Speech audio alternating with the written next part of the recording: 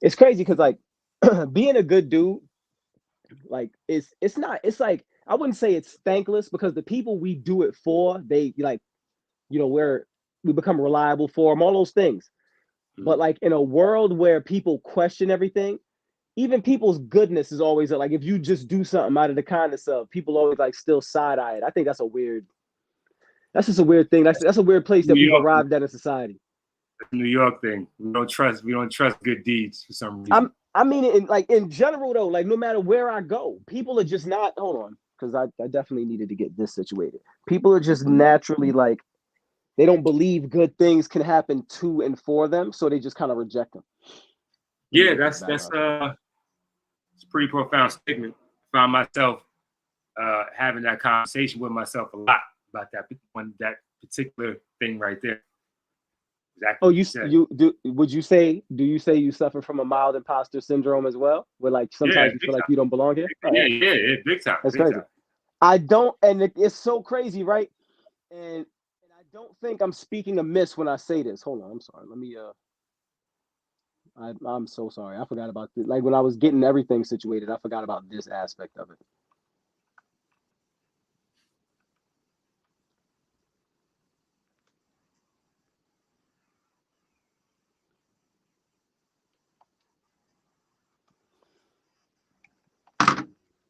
But anyway,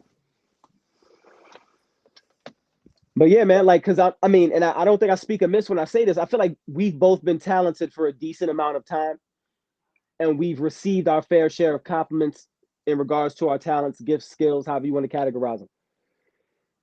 Yet we still, people buy into us before we buy into us. That's a fact. We've we've we've bought and sold the stock in ourselves a million times. We've made and lost money off of our. I invest. Nah, he ain't that. Like we just keep doing. It's just so like The it's own so worst enemy at crazy. the time. Own worst enemy at the time. Like, do you think that's do you? I I don't. I'm not even gonna ask you this. I'm gonna tell you that I feel like this is cultural because No, no, big time. I mean, I think a lot of it is pointing back to the overall conditioning of who we believe we are, who we've inherently thought we were, who we inherently told we were, and so right. that stuff becomes genetic code. Then we pass that on, that trauma. We pass that trauma on to our offspring, not even realizing the cycle of it all, how it perpetuates without fail. When that once we encapsulate that thought and we embody that feeling that's attached to that thought, that becomes part of our chemical, that becomes part of our makeup, our energetic makeup. If we're combining that effort with somebody else and passing that energy on to in form of procreation, you're giving them that energy, whether you realize it or not. All that subconscious junk that's been clouding that we're trying to sift through as aware adults, that there's an opportunity to do that. That's already been, we already got to start work. So two things. Two things. One, don't ever make me feel dumb again. I don't appreciate it. I would. I would. Hey, I, hey yo, I feel as though you should be mindful when you talk to me, because I feel disrespected. I feel disrespected. I feel like you intentionally talked over my head just so I can feel like a nigga from the ghetto. Thank you very much. nah, bro, hey, man, No, no, I that's fine. try to just convey I the, know, try to just convey the information, bro. Still sharp and still, but still sharp and still. Remember me? Remember me? I caught my daughter being me last week, and I didn't like it. I didn't You like caught the a what? level of. You kind of faded out. You caught you on what? I said I didn't. I caught my daughter being me last week, and I didn't like it. Like in the sense that she had achieved what she had always been trying to by way of being independent. Because for young women, especially, that financial independence needs to happen ASAP. That's just something that I know. And she was worried about something. I'm like, dog. I was like, that's so rudimentary. Like that's going to happen because it has to. And then I thought about me at 16. Mm-hmm. And even though I am like in tune to the way teenagers think, I still rushed into it. But then I had to quickly take a step back and be like, oh, I was like that. We was Yeah. all like that. We wanted what we wanted now, no matter how ridiculous that sounded. 24 hours was too long for us to wait for anything, especially when you ordered out of East Bay. You wanted those Jordans to come it took early. oh my God, 100 years for that joint to show up, son. That's how it felt. It felt like this thing was, when is this package gonna be here? Mailman, like you was looking for that. Then you start becoming Inspector Gadget, thinking somebody that stole the box or whatever. Oh yeah. Now I gotta watch the mailman. He with my cross trainers, Right. With my orange and blues at, big dog. I know somebody got them. But yo, check this out. This is Pen Game 7. Introducing my guy, Sabe James again. We back for another one with Sabe and 7 on Saturdays. Again, I am the Duke of marketing, even though I didn't do any iteration on that Duke line. I should have thought about that better. But anyway, I seem to have ruffled your feathers, Mr. Sabian. As far as did I say something? No, that's my guy right there. I know. I have a Kobe jersey. I have a Kobe jersey. But if I'm gonna make an anti-Mike statements, I want to make sure I'm dressed for anti-Mike statements. I mean, now you got to bring the best if you want to talk about the best. Now, all right. You want to talk about the best, you got to bring the best. So you want to write a tie. You know what? I'm gonna let you go first. I don't have, even though the argument was started by no. You are the guest, sir. I mean, the argument you talking about just who my GOAT is and everything like that. Started the argument, yes. But that's easy. Like I said, you're wearing the apparel. You're showing the standard of greatness, the legacy of a mountain of accomplishments, and not even just the accomplishment. We don't care about stats. Homie delivers when he was supposed to deliver. All right. And my only argument to all of this stuff to put it to sleep is two things. If your boy Bron is the GOAT, where did he get his inspiration for his own jersey number? Number one. And number two, when Mike was eating, nobody was eating. I could count a couple cats that got multiple rings during LeBron's time. Oh, because he went to 10 finals. Well, hey, I would expect more of you, that guy, to have a winning percentage. Well, let me slow you down there, Sabian, because let's take LeBron James off the table. I am referencing Kobe Dean Bryant. Oh, Kobe? Okay, listen, when it comes to Kobe is a carbon copy of Mike. All right. So I never have I didn't like that at first because it was buzz, there was talk about he was gonna be the next Mike, whatever, like that. I didn't like it at first. I was like, come on, man. You know what I mean? Like I didn't see the intangibles because I didn't see enough tape. I didn't watch Lakers games like that because he was still a bench player. It was like his first year. You know what I'm saying? So I didn't watch Lakers games enough to see the story built. But at the end of the day, Kobe's earned my respect. After the 3P, when he got 2 after that, with Meta World Peace and Pau Gasol. Now, but Zach Rock with Pau because he was a bull. You know what I'm saying? So I ain't got a problem with Pau. But what I'm saying is when Kobe won with those 2 times with that team, he don't have my respect before that. All right, when he changed number to 24, and then that was like the different Kobe. That was like from Kobe to the Mamba. You know what I'm saying? And I saw that progression happen or whatever like that. I said, okay. Now I'm seeing what they was talking about. And he kind of earned my respect after that point. But at the same time, the student, I wouldn't say he can never be greater than the teacher. I'm just saying Mike was the blueprint for both of those guys. For any argument that you have post Mike, he was the blueprint for them to get to that status. So that's all I gotta say to that. But before Mike, there was a lot of going on. It was like, we had the biblical story of Jesus. We had BC and AD. You know what I'm saying? It was before Mike's, impact and after Mike. Once Mike sat down, the blueprint was laid on how to be a multi-billionaire superstar icon. And with the advent of social media, it just, He gonna go insert the word advent into this discussion. So let me start here. Who he was, right? Cool. I feel like he was a victim of circumstance Because if you look at the league during Mike's early days, there was no Mike. You might have had a Ron.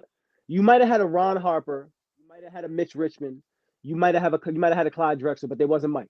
They wasn't Mike. They didn't have Mike's explosiveness. They didn't have Mike's charisma. They just didn't have Mike's it factor. So I'm accounting for all those things.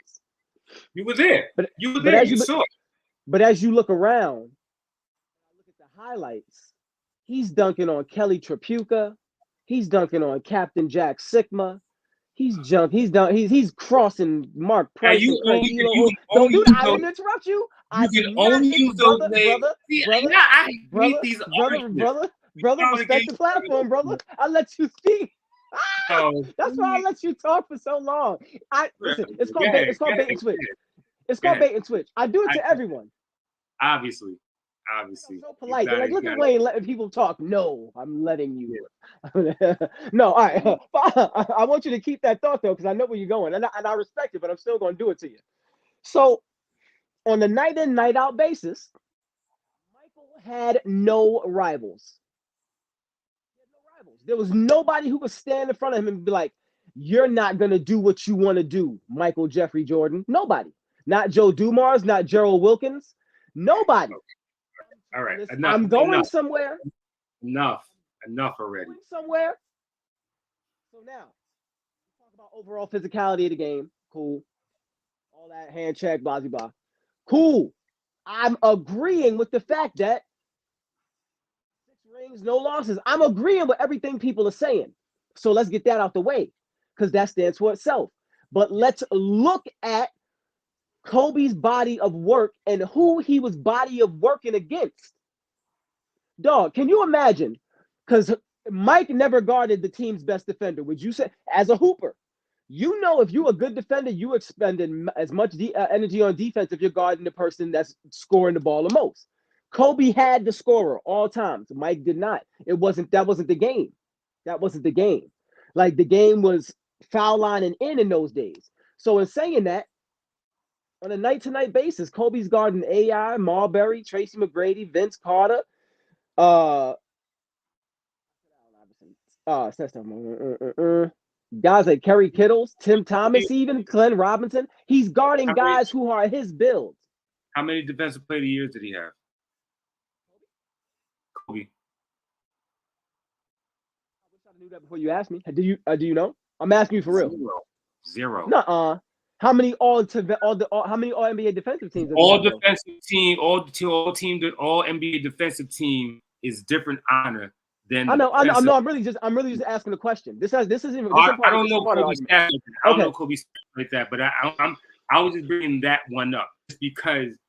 Yeah. Do you think I'm gonna ask you a question? I'm gonna let you go. Do you think having the luxury of a Pippen makes that a little easier? Bro, this was like he was doing this shit before Pippen. The defensive player happened in 1988. That was either the same year or the year before Pippen got there. Okay. Go ahead. No, I keep talking. Now check me on it. And the only thing, regardless, and what I get that, and I respect I'm gonna check the best player on the floor mentality. That was like our generation bringing that into the game. As we were getting more, becoming more of our own persona. I have nothing against Cobes. I ain't got no ill will against him. I just, like I said, I don't disagree when folks say that he should be placed in front of LeBron. I don't care. Right. I just think that if LeBron only solidified the number 2 slot because stat padding and the longevity, and he is playing at a high level at this age. I'm not even going to hold you. You know what I'm saying? But also, I'm waiting to hear about these juicing allegations though, with his name attached to it as well. Yeah, Who? Yeah. LeBron? Listen, man. I feel like he's a walking GMO. He looks GMO. Bro, I've been saying he was a clone since he was 19 years old. I'm like, I thought I was the only one I was bugging. I was like, his only thing is like this. The only fatal flaw is he's like he got no heart. You know what I'm saying? So it's like you can have all this extra $6 million men, but they can't program heart. So you know now, what I'm saying? so here's the thing. I poked and prodded at you because we primarily talk about rap. So I poked you with the MJ argument because I'm an antagonist as the oldest sibling. I don't know. I forget where you fall. I think you're middle, right? Middle, youngest. I forget where. I'm the baby. Yeah. So I'm now more pleased to do it because my brother's the youngest too. But in saying that, just because you're nice doesn't mean that you can engage. So you look at a guy like Kobe and you look at a guy like Mike. Those are the guys who are proven engagers. They want to engage. They don't want to just win or make the team better. No, I mean, they don't want to just make the team better, play for the love of the game. They don't all the noble, honorable reasons. No, they're like, I want to kill you. And if your mom step on this court, I'm going to bust her down and she going to get it too. Like that killer instinct. Just because you nice don't mean you can engage. I got low over the past 3 weeks, Sabian. And I got to tell you why. Hip hop culture was really busting my balls. It was really on my nerves. It was really on my nerves the last 3 weeks. With this whole Kendrick Drake, hold on real quick. This whole Kendrick Drake J. Cole thing. A lot of it felt very forced, contrived, and I felt like hip hop culture treated hip hop fans like they were stupid in the last 3 weeks. Like this is what it used to be like type shit. Like this is what you want. Hey, we could do this too. Say, I'm a rap nigga. You a rap nigga, say. You know what I'm saying? Yeah. You can't. I feel like dog, don't. I'm a hip hop dude. Don't try to restore the feeling with this yeah. stake 'em. There was no soul behind it because it's like you said, it was kind of like, oh, let me just pick somebody to talk about just to try to, you know what I mean, just so you can see, like, let me see what your best dance move is. I just pick a random nigga and go and do and I throw it to you real quick. You know what I mean? Like what? So a lot of it, yeah, exactly. Why you throw that? So and then that's what you got. You know what I mean? But and honestly, even when it goes back to its original epicenter with Kendrick's diss, it was just like, you know what I'm saying? That's what we talked about before. And that's why, and then that's how Cole got him. And I didn't even listen to none of the disses. Like, I didn't listen to, I never listened to that 7-minute drill that J. Cole. I never listened to Drake's response to it. Then I never listened to Rick Ross's joint. I still didn't listen to this Chris Brown and Quavo. I think I'm gonna skip that one. I think I'm just gonna skip that one altogether. But yeah, I actually went and listened to when I was cutting my son's hair. I actually went and was listening to them when I was, so, you know, I was like, these joints. And you know what the sad part is? I feel like they feel like we gave them what they wanted. No, you didn't. Read the comments. Yeah, I wasn't give us what we wanted. Because they're not built like that. It's like a lot. They didn't have to. I'm not saying maybe they did, but the lunchroom experience was a whole lot different in the 90s, bro. Like, I lucked out. Explain that. You know what, Say? I'm gonna need you to do this, and I'm gonna fall back because I'm gonna want you to explain it from your perspective. For the viewers, explain what the lunchroom experience is for those who do not know. The ciphers, nigga. Like, you had to, everybody was a rapper in the 90s. Every two men, every man. If me and my boy lived on the third floor, I was on the fourth floor. We was a 2-man crew because that's my man I went to school with every day, or I just by default. You know what I mean? And everybody had a crew. Everybody had some raps. Everybody was a rapper because that was like, it was really like the crack of it. It just spread massive wildfire. Okay, everybody caught hold of that. So there'll always be like, one nigga, but on the beatbox, he could, you know what I'm saying, either make the beats. Now some Bismarck, more or less some Bismarck shit, or whatever. Not like Dougie. And then everybody had the tricks and the bells and the whistles like that. You could just do the normal and you good. Then, moving forward. That's when the cypher would start. It would start with the boom, boom, boom, boom, boom, boom, boom. Then you get the beat, get the rhythm, Somebody start, then bounce around the table, and if his joint is whack, nah. Everybody goes. When you get to use whack, Nah. That was a gauntlet. You said it forced you to go home and write and come back to the table with some shit, so that at least you could get invited back to the table. You know what I mean? So my man Bugs had the biggest hands in the world. Like he will hoop. He couldn't palm the ball, but his hand was wide, and when he would this part of his hand, that table beat was crazy. But I'm just sitting back and I'm like, but when I say they feel like that we got, it looks like, you know, like when a dude or a woman, whoever, in a relationship, they trying to fix it, and they do like a thing. They're like, oh, I remember he used to like this, or she used to like this. I'm gonna do this, and it's not received like they want. Like when I really look at the industry right now, bro, these people are hurting. The music industry is suffering. They're not flourishing. Like I think like the curtain has been pulled back on a lot this past year, and the luster of Hollywood and the music industry, the stains on it. Yeah, this is the UV lights. They're showing all the mess that the naked eye can't see. You know what I'm saying? And but that's just it's almost like an inevitability, because like, I'm working on, I guess, the part 3 of the Atlanta, the worst thing to happen to hip hop, and I'm gonna like kind of tie it all in to like how it was just more so peculiar timing more than anything else. Okay.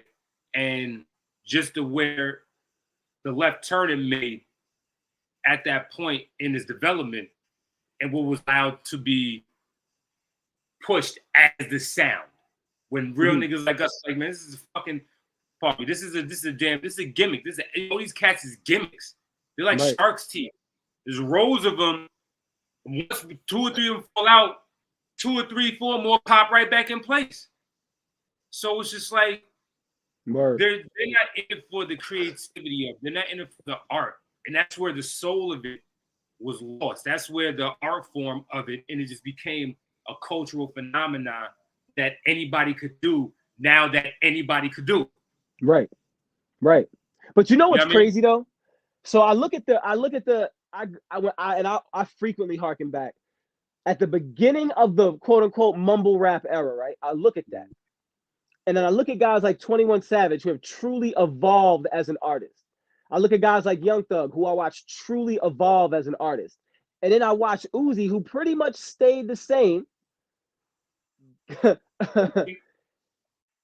then that's where, I don't want to get too far down the rabbit hole with this, but that's where the words industry plant come in.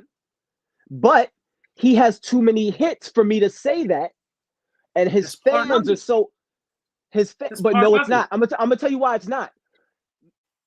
Outside of wait, I got you. Outside of Old Town Road, name me 2 more Lil Nas X songs.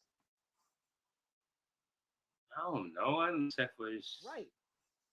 Now, that I look at him like an industry plant in the sense that he's an agenda pusher. Like we can't. So he can be as horrible as he wants. We can't say anything. We have to just shut up and watch it. Us traditionalists, I guess, however they like to call us, we just have to watch it and be like, if we say anything, they're gonna get us. You know, today they're gonna come. Now you look at Jack Harlow. He literally has natural charisma. I don't think anybody taught him that. I saw his old when he had the nasty trifocals. He had natural charisma, but he doesn't have a fan base. He's just there streaming now that it's like that. Right. The streaming game is real. Yeah. You look at somebody like Drake, who has literally serviced everyone as far as audiences are concerned, yet all of those audiences are still displeased because he never leans into one thing specifically. They love him, but they hate him for it.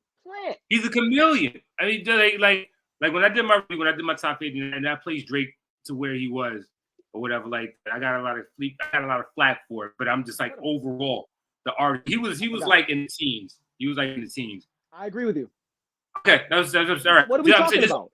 Because his overall body of work is like it's questionable. Like he literally has a song for any situation you can have. So and kudos to him for that. But at the same time, a lot of people like to talk about when Mos Def said what he said that something that's in Target is going to be considered hip hop. I feel him on like the old school 90s version of me. I feel him on that because I'm boom back to the heart. You know what I'm saying? That's hands down. But understanding how like we were just talking about the evolution of things, how the sound in the songs evolved into what it was. You know what I mean? Like he was able to kind of encapsulate just the perfect storm for music, and hats off to him. I mean, dude got hits. I'm lying. And to be real, and to be real with you, you can, and I've heard people rap words, but his delivery is just you can't. There's just undoubtable things. Like again, he's not even in my. I don't even when it comes time for me to start ranking people, he doesn't even come to mind. But according to iTunes, I listened to him and Metro Boomin the most last year. So you can't argue with certain facts. It's just that simple. Can't argue with it. My man Michael People says Drake lacks focus. He doesn't have a classic album, but he's talented. No, yeah, he doesn't have a classic album at all. But what is his definition of classic? Is he talking about hood classic when niggas gonna be going? There are levels to classes, man. You have your hood classes, then you have your classic class. It's like undeniable. Like stuff that was only classic in the hood, you know what I'm saying, may not have been classic to, you know what I'm saying, the overall populace. Like for example, Friday is not a classic movie, but it's a hood classic because they literally could have got $200 from anywhere. Wait a minute. Friday the movie. Sabian, I can leave this house right now and go get $200. I promise you I can. But listen, and I'm in between pay weeks. Listen, man, I have a problem with that because Friday started so much shit, bro. I agree.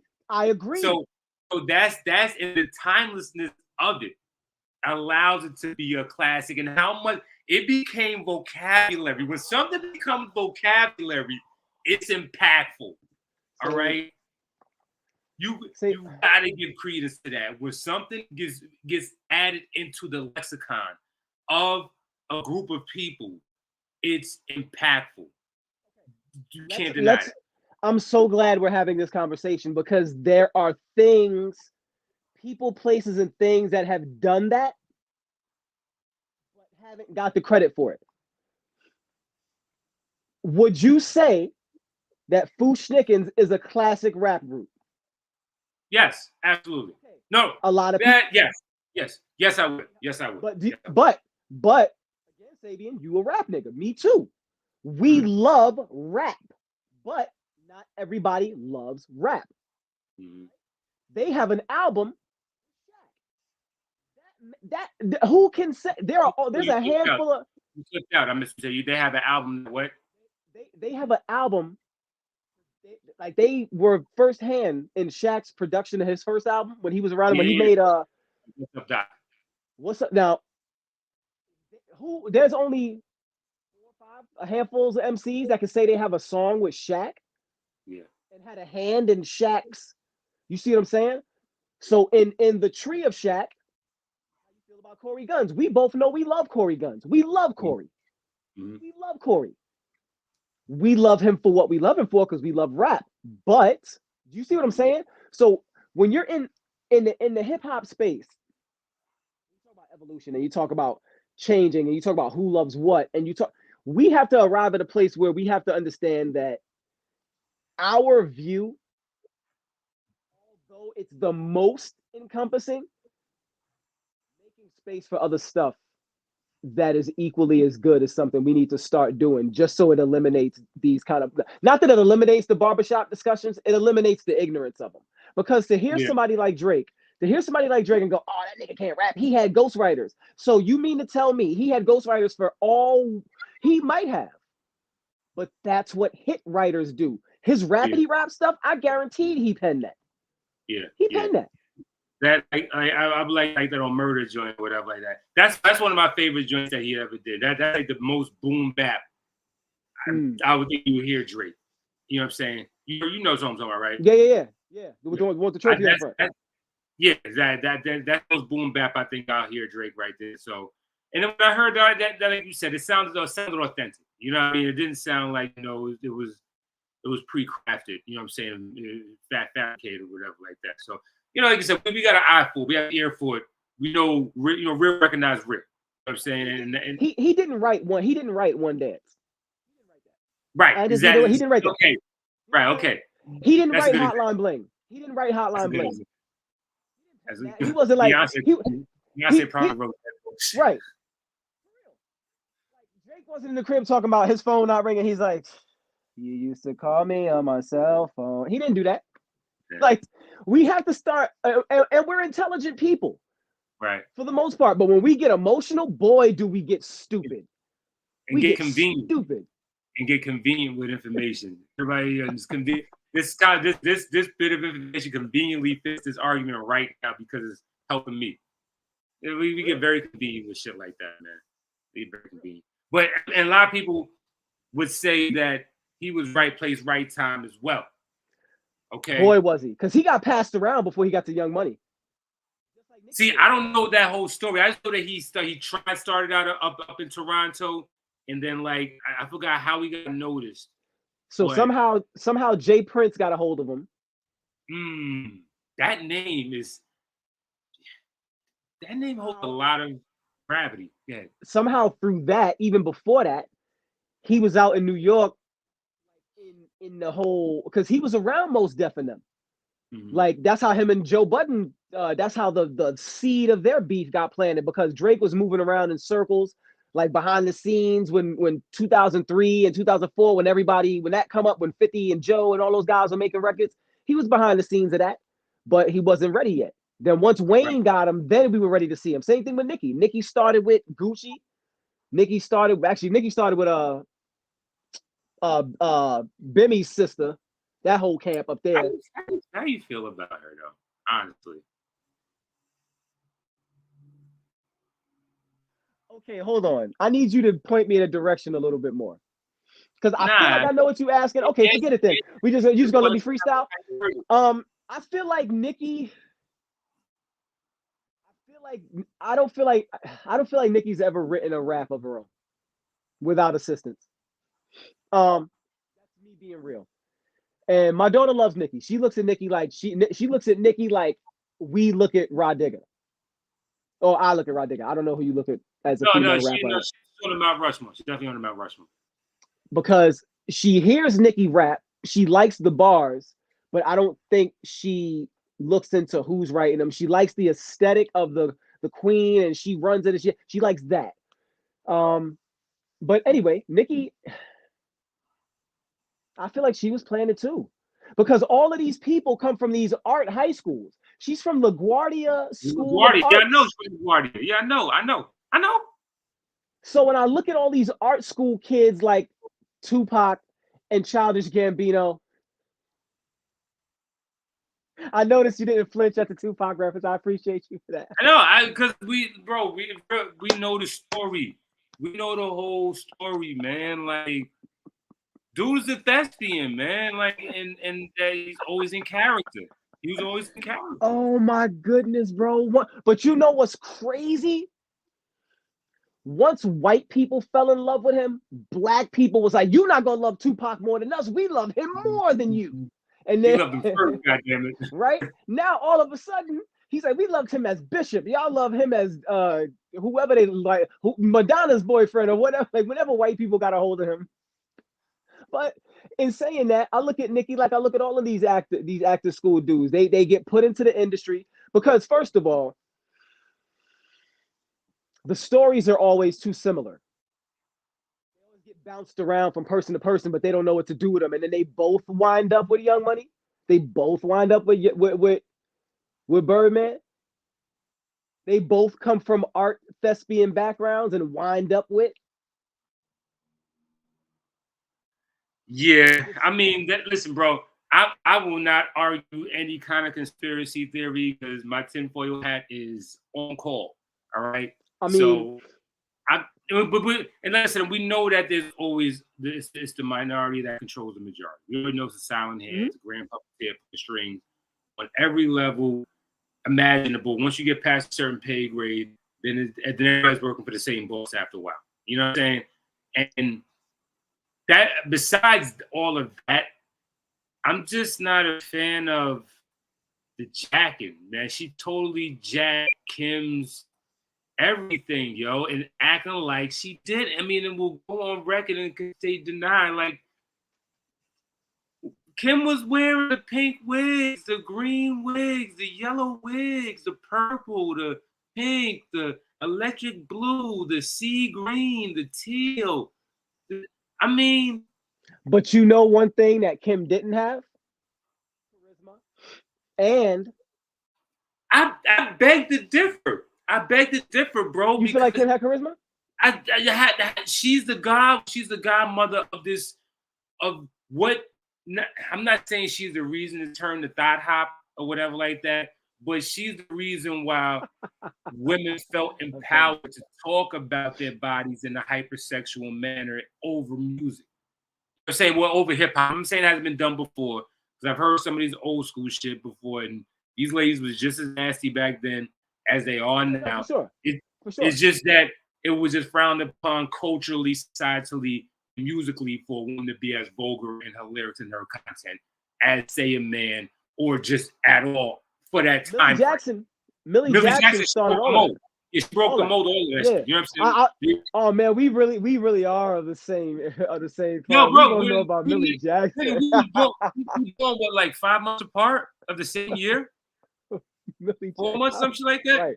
Right. Come on. I mean, we experienced it. We're both our parents. We both had the urban New York experience from the ground levels up from the epicenter. So all this shit happened. All these experiences, the Ghost Baby's talking about, and some of his whip you with a strap song coming down. Look at all these afros. You remember the house parties? You know what I'm saying? That Big Mom in them house or whatever like that. Right. Remember that shit? Seeing the grown saying, "Get the hell out of here, little nigga! You can't be in this room with us. It's grown." Why are we going to adult parties? Don't know. Y'all can hide. Why are we there? It's like, why y'all even doing this while we got kids in the house? One of y'all don't drink and could have stayed home and watched us. Yeah. We all 13 of us got to be crammed in that back project bedroom watching Eddie Murphy Raw. Yeah. And every other Eddie Murphy movie in there. Or Delirious. Trading places. Right. Trading places. Yeah. Yeah, no, absolutely. And then we try to put on a movie with some titties in it, and the girls tell on us, and now we in trouble. And now we only watching cartoons. Now we sitting here watching Snow White and the Seven Dwarfs because you felt like snitching because you wanted to look at some titties. Or we might not watch it for the rest of the night. Since y'all want to be so goddamn fresh, now y'all little bastards ain't watching nothing. Pop, that's it. And now we're physically fighting because we have to now we ain't got enough else to do. So listen, man, parallel experiences, different zip code, man. You know what I'm saying? Bottom line. But yeah, just to get back to the point, it's just like that's just always been my takeaway with Shorty. Like she's like totally living on the back of Kim, and all of these chicks are. Kim and Foxy were the progenitors of this new age woman's. I'm saying, like, you know, stepping into their power. Okay.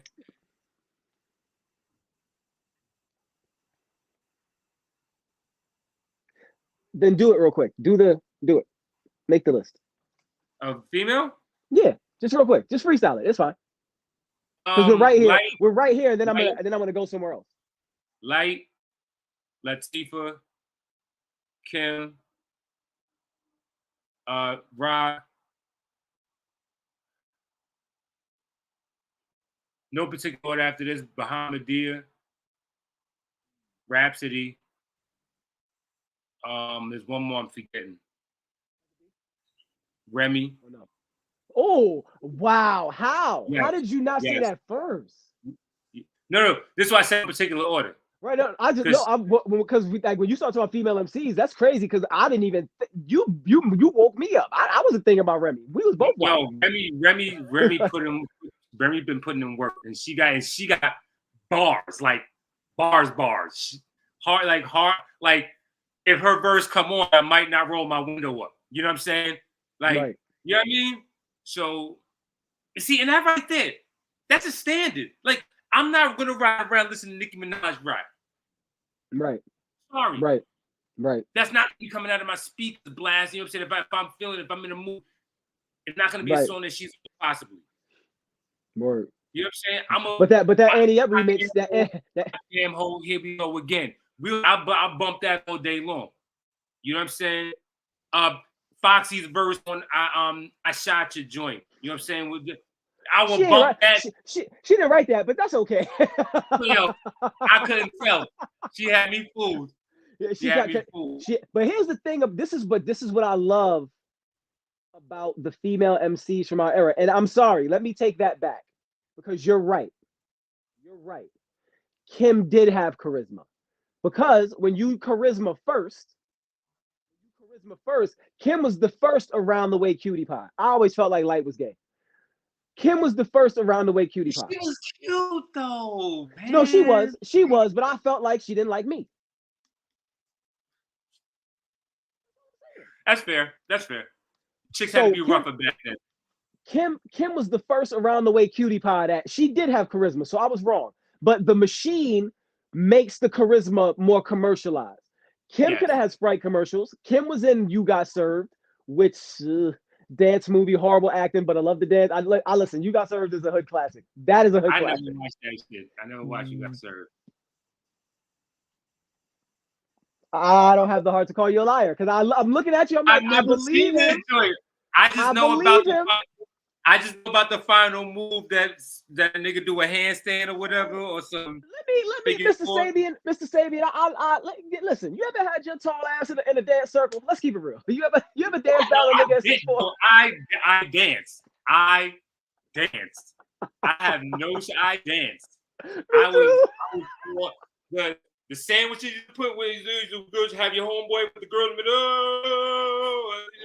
All of that. I had a dance routine. Me and my man, went to the party, the dance routine in case the niggas started getting crazy. Yeah, you know what I mean? Come on. I dance. I party, dude. Man. I party. I love to celebrate. Where does Cole go from here? He can go anywhere he wants, for real. I don't think it's a set direction. I don't think he needs to be on like a road to redemption. Cole's legend, Cole's status is already pretty much written itself. You know what I'm saying? But if anything he can do from here is evolve his sound and find a different way to build new artistry. You know what I'm saying? I don't know if that's necessary or even if it's applicable, but could he do it? Possibly. Go ahead. Do you see that point you just made? Because I feel the same way that you feel.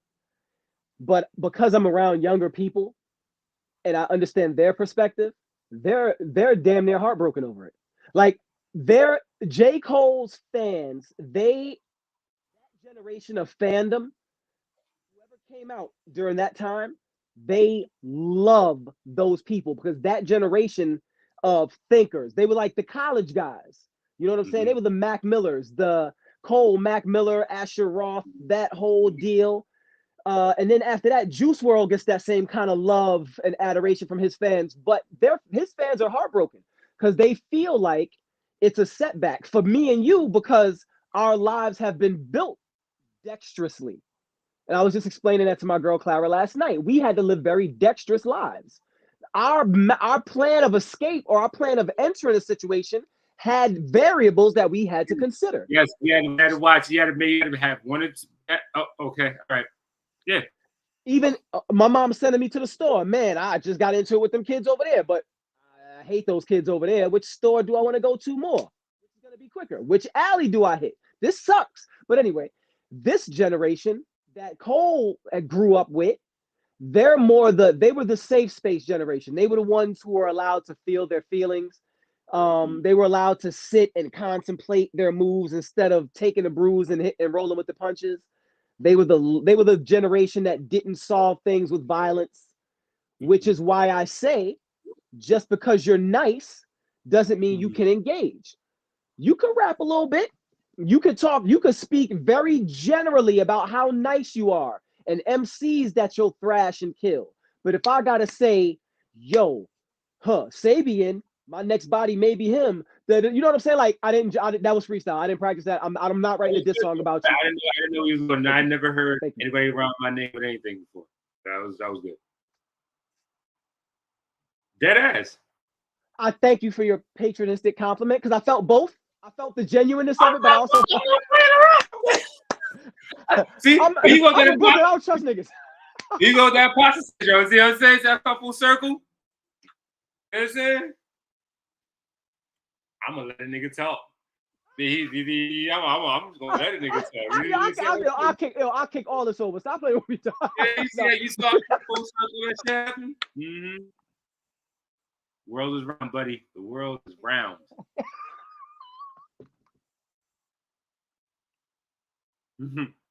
Bet that shit. I'm gonna make my point no more. Fuck your point. Move on. Next segment. Next question. You still.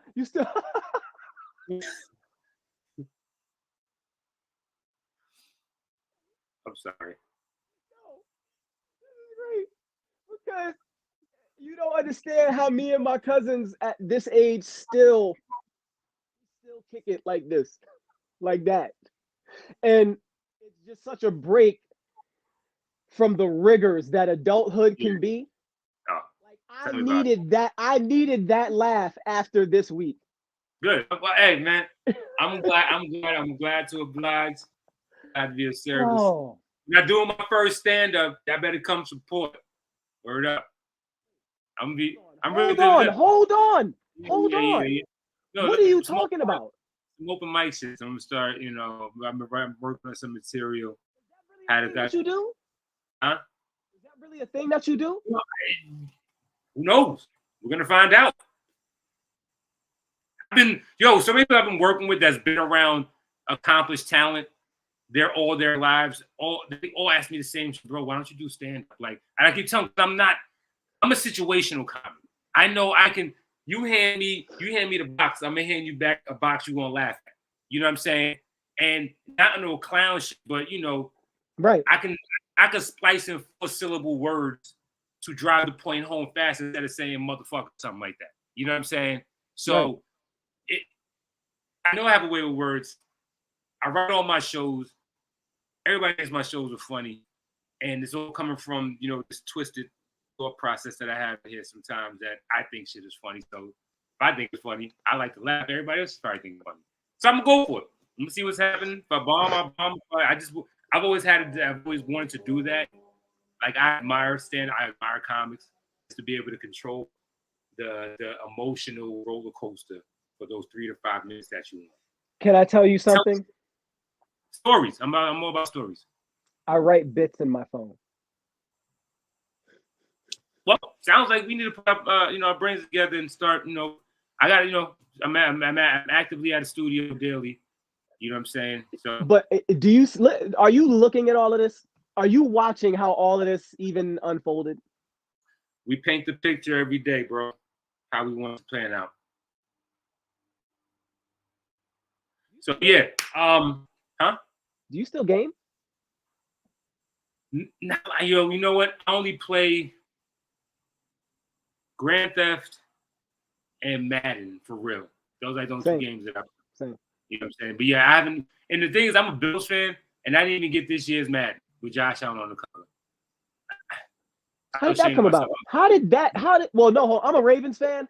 Starting 2000. I don't know how far back your Bills fandom goes. No, I'll go back to 88. How did that happen?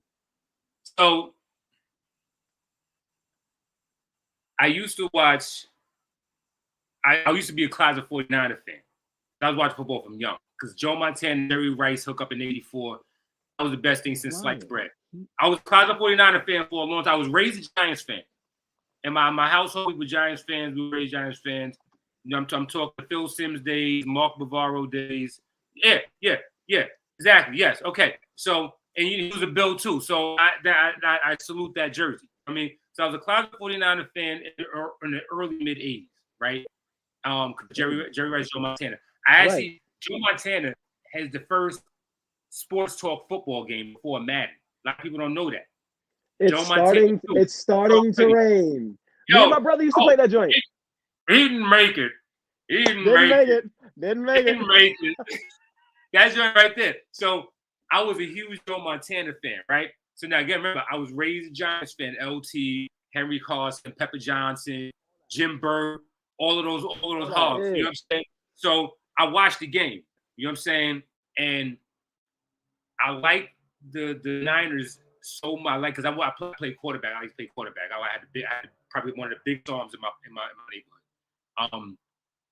And that NFC Championship game where Leonard Marshall broke Joe Montana's elbow. They were going for a 3-peat.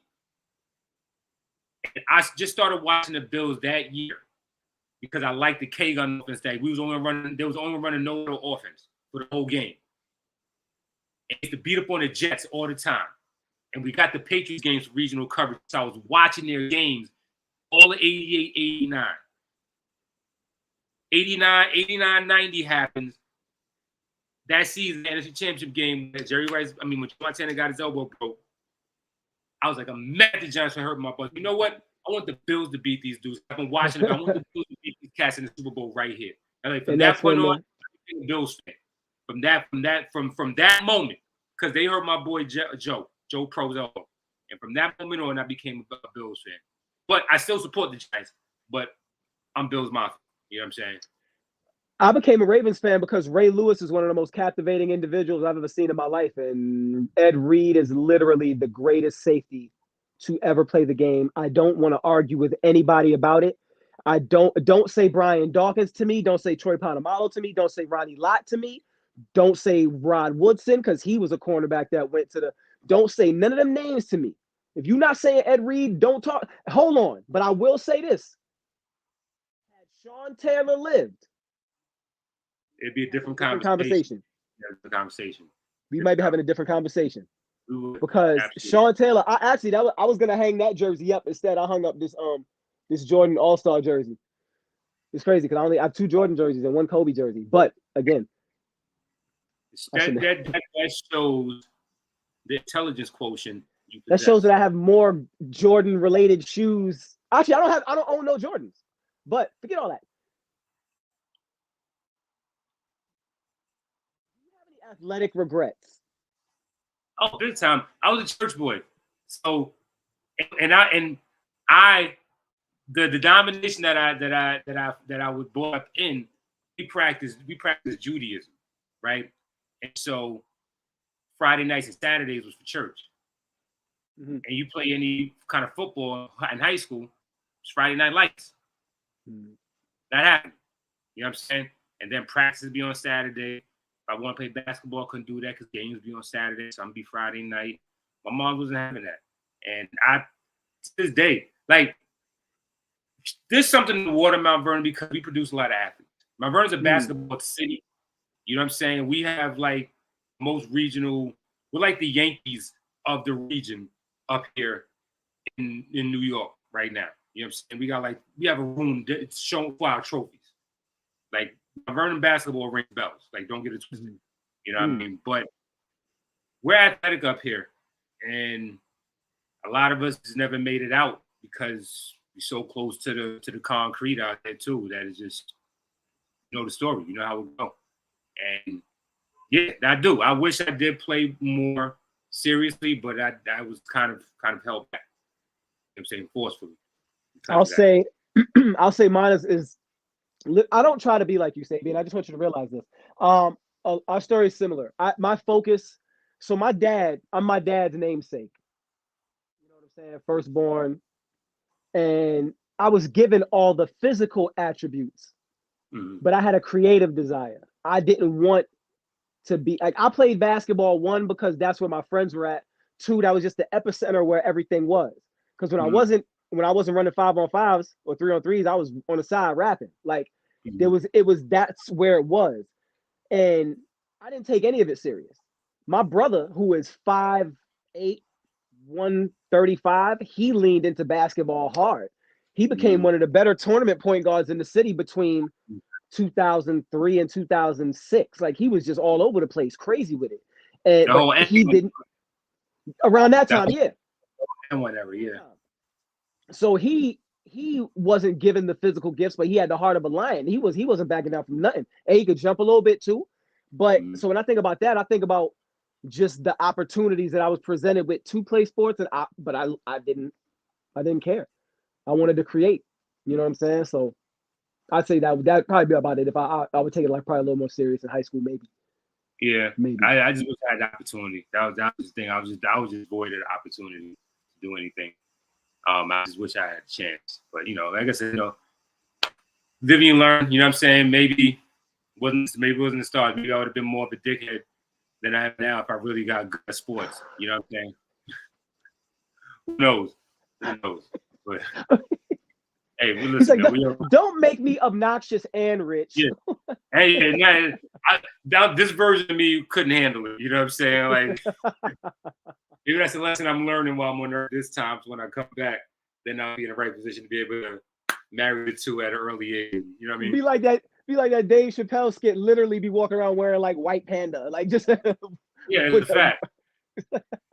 What kind of animal is that? I don't know. I made this animal in a lab just to kill it and make a coat. Like what? That's what rich people do. But yeah.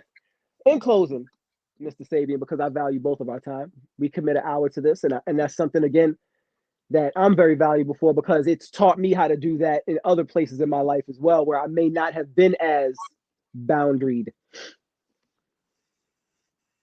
Give me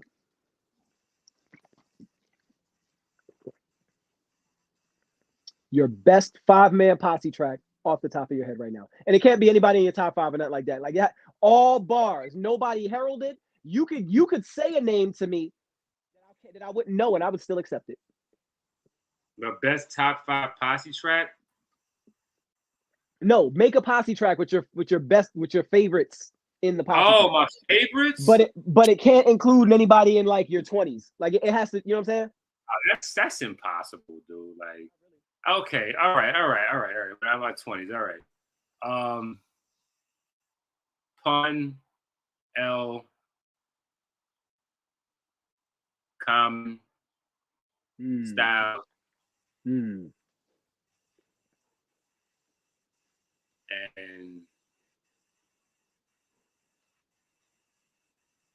Dre, 3000.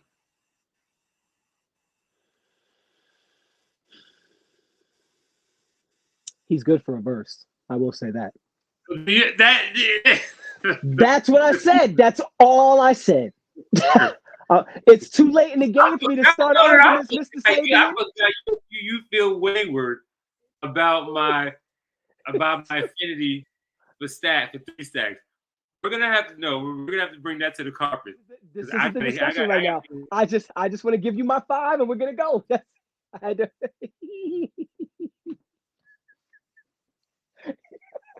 All right, listen. Full of shit, man.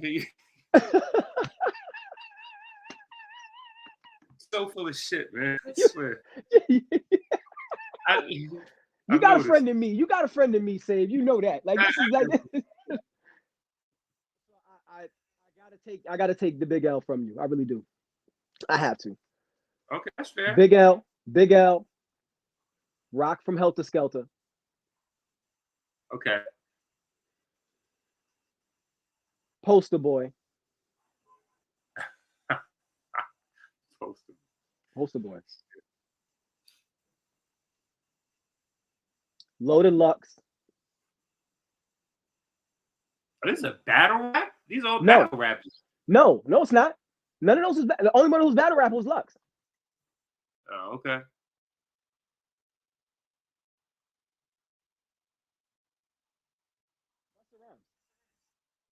Who's that last top one? 20. Busta Rhymes. Busta's not in my top 20. All right. I'm sorry. We done this. We finished. Listen, I'm not averse to him winding up there. He's right there. He's right there. He's right there. You say that one more time. How close is he? Right. He's right there. He's the ghost by the door. He's right there. All right. And I would answer. I'm gonna leave that alone too. We gotta talk about those two by itself, because I'm not understanding the logic. It's okay, and you're reveling in this moment. You are. Reveling? It's cool. Yeah. Listen, man. I gotta stay quick with my vocabulary, man. I'm on TV now. You never know when I'm gonna have to get in front of these cameras. I have to dance with 1-2 step and show them I can speak the King's language. Turn that shit on and off. Yo, listen. You hit me with a word that I already forgot. That's how I know. That's how I know you got me. You hit me with a word I forgot it already. I was impressed in the moment, and I was like, "What was that word again?" I don't even know. But follow my man Sabe James at Sabe James everything. Everything. Great dude, overall honorable man. Glad to meet him. Thankful to be linking up with this dude, and when we can link up. Word. Same. Pen Game 7. I'm out. Yes, sir. I'll let you.